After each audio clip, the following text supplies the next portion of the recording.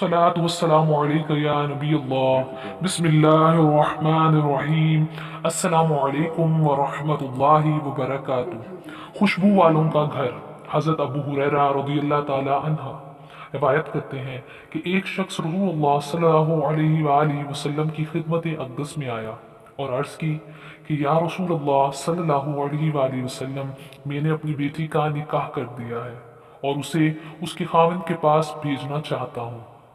मेरे पास कोई खुशबू नहीं। आप सल्लल्लाहु अलैहि वसल्लम कुछ इनायत फरमाएं।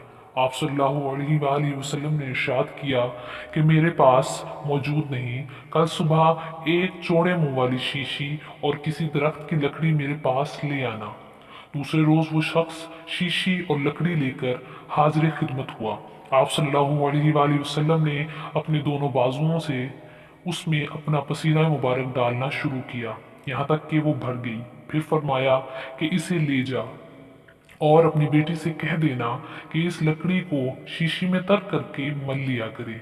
बस जब वो आप सल्लल्लाहु अलैहि वसल्लम के पसीना मुबारक को लगाती, तमाम अहले मदीना को उसकी खुशबू पहुंचती, यहाँ तक कि उनके घर का नाम ही खुशबू वालों का घर हो गया। जज़ाकल्लाहु खैरन।